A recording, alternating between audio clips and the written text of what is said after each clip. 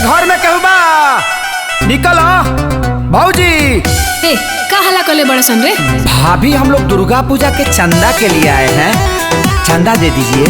शुरू हो गई नौटंकी। नहीं भाभी, चंदा।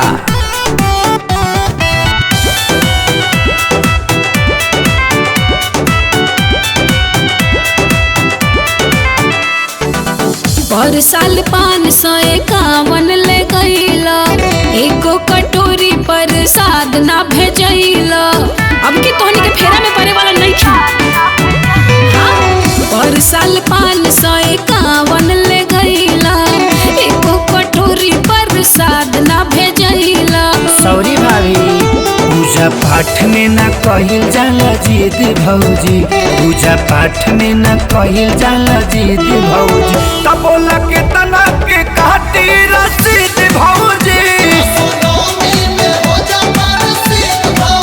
तब बोला के तना के काटी रसीद भौजी। बुझाता कि सोना के मेडल पहनाई बोलो, भाग यहाँ से। निमिया की डार मैया लावेलिया सनवा हो कि झूली रे झूली, कि मैया मोरी गावेली गीतिया हो कि झूली रे झूली ना, कि मैया मोरी गावेली गीतिया हो कि झूली रे झूली ना। देख रहे हैं भाभी, यहाँ तक आवाज आ रहा है। 4 गो चंदा लगवाए हैं, बजट है, थोड़ा आप भी सपोर्ट कर दीजिए। तमन्ना लुटा दी ना।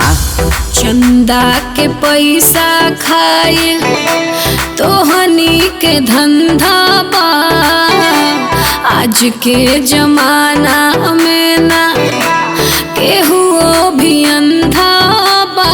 देखिए भाभी, ब्लेम मत लगाइए, हिसाब ले लीजिए। सुनिए, माई के मूर्तिया लैनी 35,000 के, 5600 के बिल बनल खाली भर सिंगार के।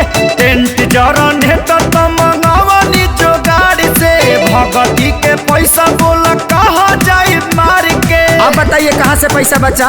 नहीं, वो हम कहीं सुने थे। हऊ बड़की पुजारी कद सीधी भौजी, हऊ बड़की पुजारी कद सीधी भौजी। बोला के तना के काटी रसीद भौजी, बोला के तना के काटी रसीद भौजी। अरे जल्दी कीजिए, बहुत काम है भौजी। तो जाना के रोक ले बा, बड़ी टेढ़ भी है।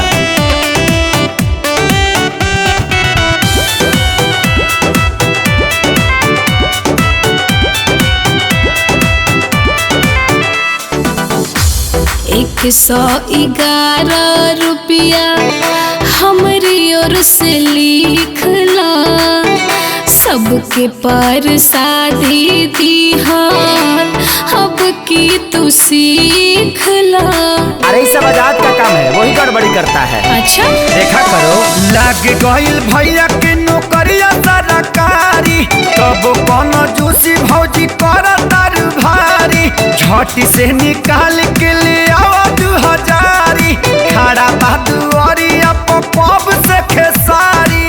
सोफा लगवा दी का? लगवा दीजिए, थोड़ा चाय भी हो जाता तो।